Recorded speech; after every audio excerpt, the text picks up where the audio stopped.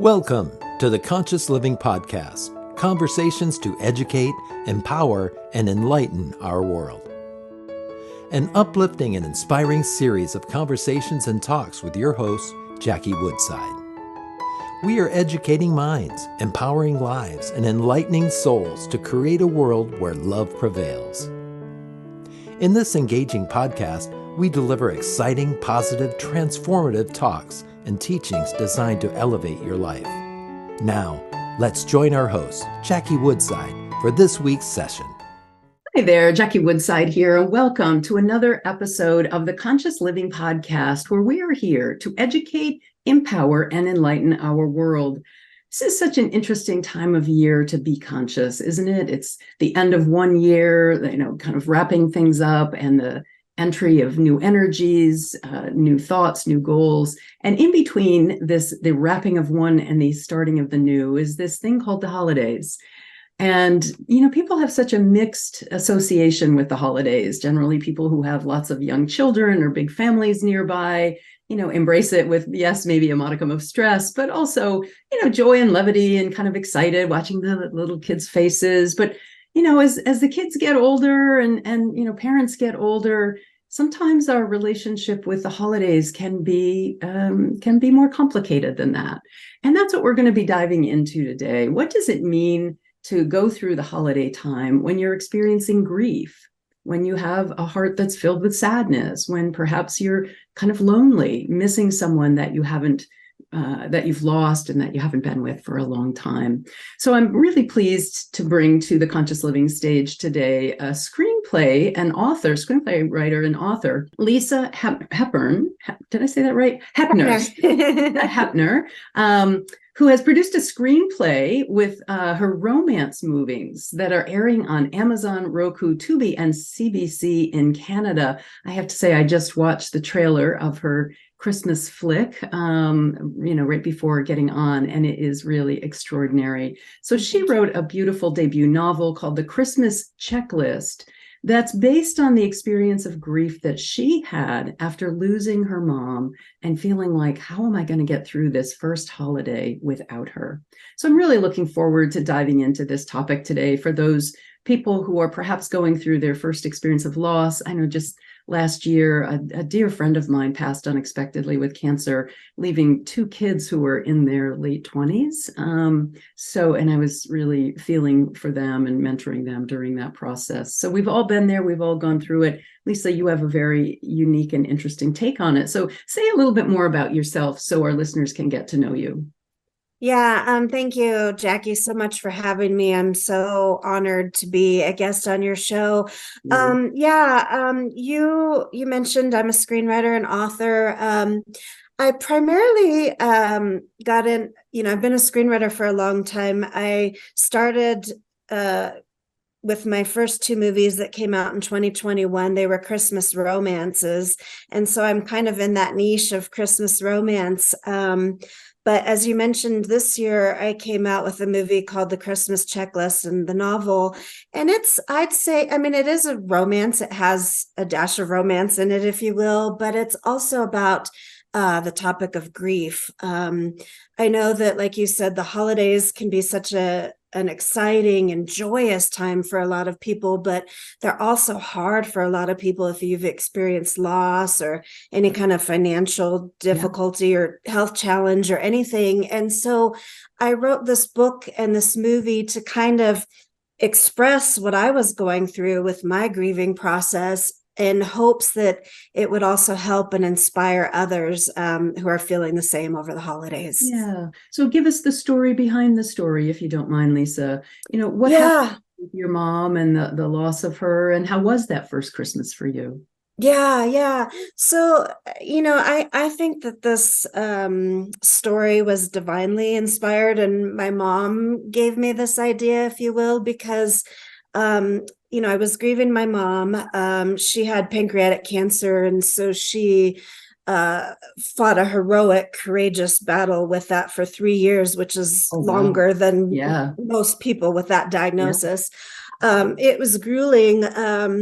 And then, she passed, and then I was obviously in pain. She was my best friend. We saw each other every day. We spoke every day. And that first Christmas was really tough. Honestly, I didn't feel like decorating. I didn't feel like getting out of my pajamas. I was struggling, and I was grieving. And so I was lying in bed one night, as I often did, and I was crying. And I hear this a lot from people that are grieving, but I asked for a sign from my mom. I said, Mom, if you're watching over me or if you're with me, please give me a sign. Because I was in so much pain, I just needed some kind of comfort. And the words, the Christmas checklist, popped into my head. And I mean, it's not uncommon as a creative person, an author, a screenwriter, to get titles and ideas from anywhere. But it was just interesting. Those words popped into my head, and I didn't know what it meant or anything. And I didn't have a story. But then I just went back to sleep, and I woke up the next day and I thought, I have a story about a mom who leaves a Christmas checklist for her daughter after the mom passes, of 12 activities that she wants her daughter to do before Christmas that will kind of help her reshift her focus instead of on the pain and the sadness to exterior, giving to others and other activities. And so I wrote that screenplay in 10 days, which is very fast to write a screenplay. Yeah. So it just felt divinely like I just couldn't keep up with the words that were coming out. So great. Wow. Well, thank you for sharing that. And, I really can feel for the loss that you went through, and particularly given that your mom was sick for a long time. And, I've gone through that myself. It's a very, very difficult process. So my heart goes out to you, and I share that compassion with you. So you have things to say to our listeners, about grief and the holidays. Talk a little bit about this from the perspective of the story. So, what was your experience of, facing your first holiday and the grief experience? And then how did you mix that into the movie? Right. So the interesting thing is, I've had loss in my life, but none as profound as losing my parent. And I feel fortunate that up until that time, I had not had a lot of experience with loss. But after losing my mom and having that grief, I realized things that you don't know until you experience it. Like, I personally, and I've also heard other people feel this as well, I developed sort of an agoraphobia. Like I became fearful of leaving the house. Like my house was my safe space. And, the world outside was scary, and I didn't want to go shopping. I didn't want to do anything. And so that's a common thing that people who are grieving go through. I also felt a lot of anger. And I'm a very even, positive person. And I felt a lot of anger. And, like if I did go out shopping, or if I did go to the grocery store and someone was like complaining about like, oh, you overcharged me 20 cents or whatever, I was like, I just felt like saying, my mom just died. Like, this doesn't matter. And it was kind of cathartic because I had the character in my movie have an outburst in public and kind of release that, which I wouldn't do, but it was cathartic to have somebody do it. Yeah, you live vicariously through your character. Right. And so she had an outburst and said, but I wanted to include those things because I think sometimes when we're grieving and we have these feelings that we're not used to, we can feel like we're alone in that, like we're, like something's wrong with us. Like, why am I angry? Or why am I agoraphobic? Or even another thing that happened was when I did kind of force myself to decorate for Christmas, there was moments in that where I actually found myself singing and having joy decorating the Christmas tree. And then I felt guilty. Like, I heard that from people. Yeah. Like, oh, does this mean I'm having fun? Does this mean I don't love my mom as much? Or so it's just interesting, the gamut of emotions you feel when you're going through grief. Yeah. And all of that's really, really normal for that, and then some. The grief, the denial, Not denial that it didn't happen, of course, after the fact, but denial of the impact. Yeah. I think particularly men, but some women also want to just get back to it very quickly after the loss of a loved one. Or denial in when it comes to the holidays of let's just get through this. Let's just get through this, not really allowing themselves to feel, well, I want to just get through this because of the grief, the anxiety, the depth of the sadness that one feels. So, all that you said is so, so normal. And and just so many ways that people can go through that experience. Yeah. So what was the premise of the book and the movie, and how does that relate to the experience that you had, the kind of the overall premise of it? Yeah. Well, it's easy. It's easy when you're grieving to become engulfed in that sadness, that pain, that anger, that denial, that, all those emotions that you're going through. It's easy to get in that and kind of get engulfed in that and get in that. And so I remembered this quote by an author that I like, Richard Paul Evans. He wrote a book called The Christmas Box that my mom gave me a long time ago. And he had this quote that has stuck with me for, I guess it's been 20 years or whatever. And it went something like, the best cure for a broken heart is to use it. And that always stuck with me, right? That's so profound. So right? good, Lisa, let's just say it again. The best cure for a broken heart is to use it. Oh, Don't sit down on the couch and put it up on the coffee table with ice, right? Right. Exactly. Like you might do with a broken foot or broken ankle. Right. Yeah. And it's so profound. Yeah, it is. And so that quote kind of that has stuck in my head for all these years kind of formed the premise of the Christmas checklist, because if it's about using your heart, if it's broken, like using what you have of it I thought, to me, it's about giving to others and also giving to yourself, meaning self-nourishment. And so all the activities kind of came up as a way to give to others and also to give to yourself. So all the activities are centering around how you can use your heart to give to your others and to give back to yourself. Oh, I love that. Say more. That we've got to go a little deeper into that. Your heart, in what ways? That's just so rich. Yeah. Well, I feel like giving is so important. So a lot of the activities on the Christmas checklist, some are simple, some are a little more difficult, but like the first one, is the easiest one, and it kind of catapults the story in both my novel and the book, but it's about donating jackets or clothes to a shelter. And I did this. I have a bunch of nice jackets, like, brand name, jackets or whatever that just I don't wear, that have either lost weight or gained weight and they don't fit me. But that year I took them to a women's shelter because we have a local women's shelter here in Albuquerque that help women that were like in abusive relationships or that became homeless get back up on their feet again. And I thought, a brand name jacket, like a Michael Kors jacket or something that they could put on and go into an interview, or maybe just even feel like, I don't know. I just think giving is so important. And so that was one of the items on the Christmas checklist. And what we also did with that, it was kind of meant to also spur some other ideas. Like, it's not about just donating jackets or clothes to a shelter, but even animals. Like I'm a big animal lover, and a lot of the shelters, especially this time of year over the holidays, are looking for blankets. So you can donate old towels and old blankets to an animal shelter and keep the animals warm over the holidays. But so that was just one example of something where you can give to others, because I also think when you give to others, it makes you realize how much you have, right? So, and how thankful you are. Yeah. And it also, to me, Lisa, speaks to the fact that our happiness doesn't really come from what we get. Right. It does come from what we give, whether in material form or immaterial form. Right.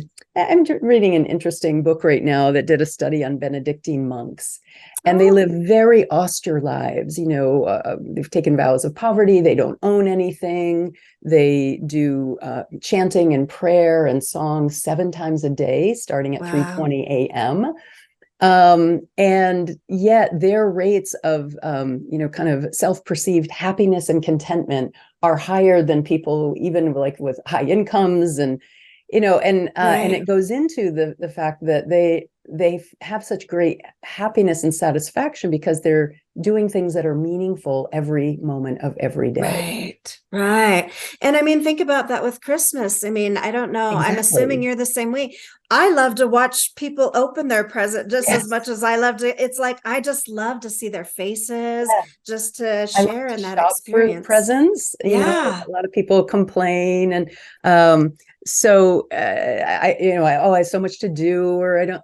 I love it. I just I enjoy thinking about it and spending the time and the energy, and it is a way that I feel like it's a way to give and to show love. So yeah, definitely. Yeah. I love this notion, Lisa, of doing a Christmas checklist. And in fact, I'm thinking about taking it on with my family, even apart from grief. Right. So it's something the family could do together. Yes. Do you mind giving us more examples? Like, I guess in some ways, I don't feel like the most creative person, even though I've written several books, but my books are kind of more, I don't know, for my body of work. So give us some more examples of what kinds of creative things are in the movie, or that people can do to celebrate the holidays, even if they are having complex emotions. Yeah. Well, first of all, I just think that's great that you're thinking about making a Christmas checklist, because my hope when I wrote the book and the movie was that people would be inspired to create their own Christmas checklist, think about what's important to them and what would be on it. And so again, you can use my checklist as kind of a example of some of the ideas, but make your own. But yeah, some are easy. Like I said, the first one is fairly easy to donate clothes or blankets or something to a shelter. Some of them are a little more difficult, and also some are fun. Like an example of one is pick up a new or an old hobby. I think, and that's where the self-nourishment comes in, because I think hobbies, at least for me, although now my hobby is my career and we can talk about that, but but my hobby is writing, and I love writing, and I can get so lost into a story that time just goes by. I don't know where I am. I'm just in that story. And in the movie, you saw the main character is a singer and a musician, and she does this beautiful song at the end. And it was kind of a hobby that she put away a long time ago, and then got out again as a way of expression. And so I think hobbies can be ways of self-expression, whether it's through writing a poem. They can also be meditative, like doing a knitting or doing a jigsaw puzzle. Yeah. Taking on a new sport. My thing last year was pickleball. I took on a new started pickleball. So that was really fun. So I'll have to think about that. And a new hobby. One of the things I am going to take on for this year is I've lived in this same small city in central Massachusetts for many years. And there's so many restaurants in this little small city I've just never gone to. So the first thing I'm going to do in the new year is start going down the main street, get kind of down in the town center and go to all the restaurants in my own town. Know people. So maybe that will be my new hobby. I'll be a restaurateur for 2024. Well, yeah. And one of the other activities, and this isn't quite, but it's kind of similar to that, is like go on a wintry adventure. So your, wintry adventure could be going to these new restaurants and locations. Whether, you could think about things that you used to do that you used to love when you were a kid: ice skating, sledding, going to look at the Christmas lights at a tour or something. So it's just about, also there's a little bit of nostalgia there. Like if there was something you loved to do with your loved one, that maybe no longer here.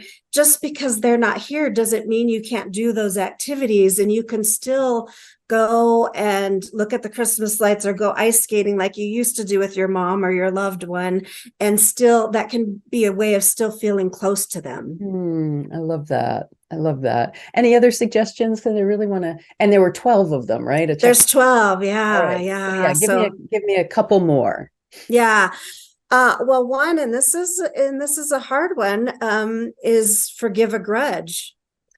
Wow. So there's a mixture of easy ones and harder ones. Yeah. And, I'm still working on this, but I think the reason I included this one on there is because I think when a loved one dies, we realize the impermanence of life and how short life is. Yeah. And it's like, are we going to choose to spend the life that we have, that we're living right now, holding grudges? Because a grudge is, a toxin to your system. And so I put that on there, and I'm not saying I'm an expert at forgiving grudge. There's some deep-rooted grudges that are harder to work through, that I'm going to therapy for. And then there's some other simple grudges or grievances that you can just say, is that important in the big scheme of life? Worth my energy. Or can I just wipe that off? Yeah.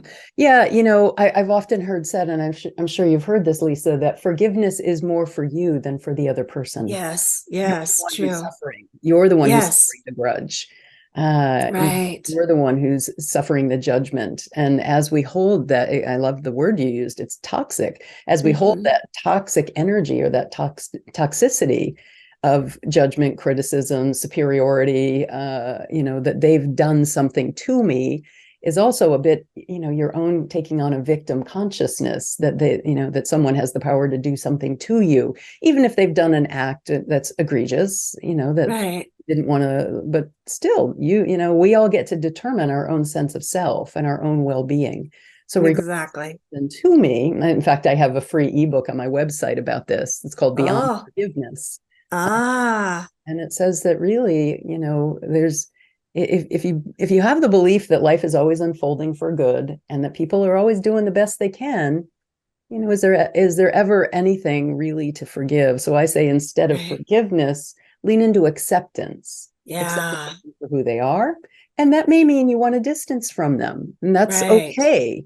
But accept the person for who they are, for what they've done, and not, don't let that keep its tentacles in your energy and in your soul.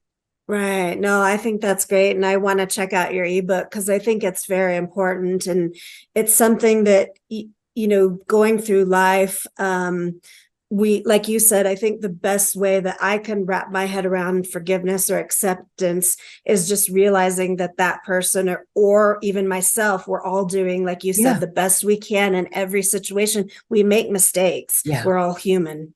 Yeah, no, exactly. I say we're doing the best that we can according to our current and evolving capacity. Right. Doesn't mean the person can't grow. Doesn't mean that they can, stop doing those hurtful things. And you just have to take them for where they are. And sometimes that means you take them for where they are from a distance. Right. And I think that's a very good point, because I think a lot of people, when they hear the word forgiveness, they think, oh, that means I got to invite this person over to dinner or for Christmas or whatever. And it's like, no, you can forgive them, meaning release them and accept the situation, but you don't have to be a part of that situation anymore. Or a part of it from a distance. You can change the relationship. You can stop the relationship. But the point is, the power is in you. Yeah. Not getting the power over to the other person because of what they did to you. Right. Really. Yeah. And around the holidays, man, I agree with you. That's a really important one for us to revisit. At the end of the year, I do an annual review. And one of the things that I suggest that people review is just, who am I incomplete with? Meaning I have things that I haven't said, or grudges that I'm holding, or things that I should have said that I didn't, gratitude expressions, love expressions, appreciation. So there's so much that we can do around this holiday time to look at the quality of our relationships. Right. No, I think so. And the Christmas holidays and the New Year's and even, Thanksgiving just passed. That's a time when you are with families, and maybe, there could be just some dysfunction there in different family circles or whatever, but it's a time of just, I think, bringing your consciousness, your presence in it, and just being present with the current situation. Yeah. So, Lisa, I want to shift gears here a little bit, and thank you for those suggestions. Yeah. I love it. I'll check out your book and then a checklist, and then I'm going to write my own and share it with my family. Yeah, I really love the idea. I think it's just brilliant. But let's shift gears a little bit. Yeah. I want you to speak directly to the listener who is in your shoes when you went through this. So the listener who's maybe just gone through a divorce, or has just lost a child, or a parent, or a spouse, or a best friend, someone who's in that place of like, oh gosh, it's the holidays and my heart is broken. So give them some guidance, some tips, and maybe some inspiration for facing this holiday season. Yeah. Well, first I want to say that it's about honoring where you are. I think it's important to know that if you're crying, if you're in pain, if you're angry, to honor those emotions. It's not about trying to deny them or push them away or get rid of them, because that's what's happening in the moment. And it's about honoring what's happening. So if you are needing to cry and you're crying, let it out, let it happen. I also just want to say that if there are people that are grieving and going through some kind of intense pain, it's okay to ask for help.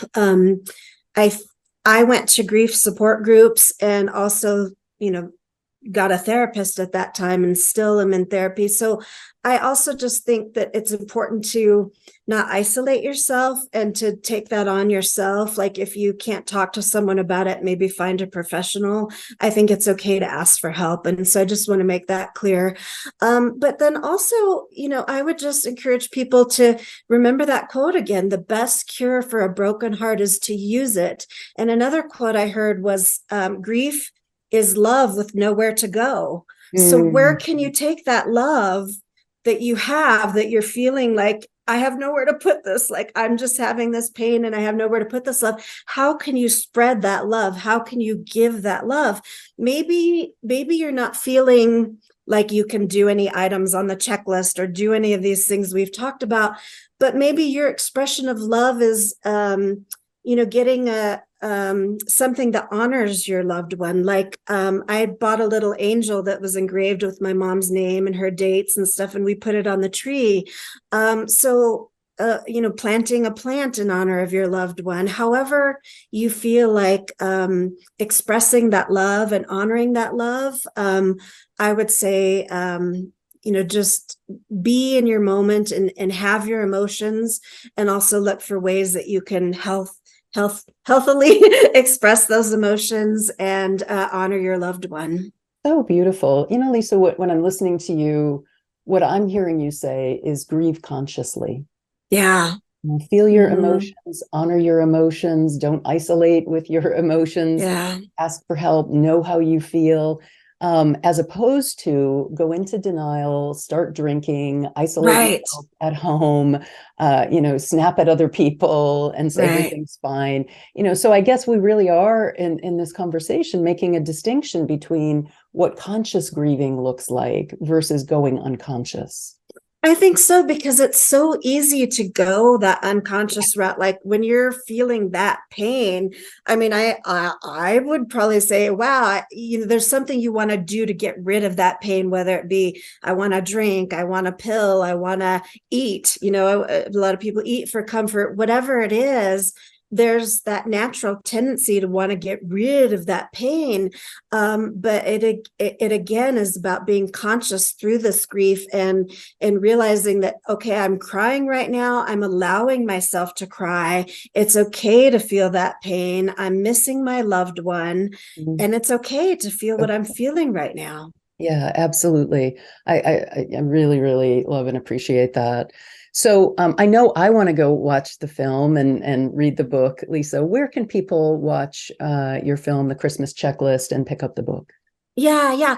Well, so I would tell them to go to my website. It's thechristmaschecklist.com, Okay. because on the website it has, the link to the book where you can order it. It also tells where the movie's playing. It's on Roku, Amazon Prime, Tubi.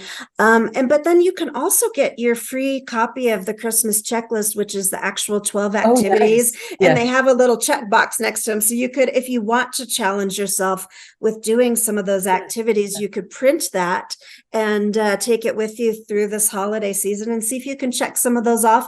Or like you said, you can create your own Christmas checklist and check those off. Oh, that's so great. All right. So thechristmaschecklist.com Yes. is where they can find all of this information. Lisa, it's really been a delightful conversation. My heart goes out to you. And I want to really honor and acknowledge you for taking your grief and turning it into good for millions of people who will be lifted up from this body of work. So thank you for doing that. Thank you for living consciously and bringing that contribution to the world.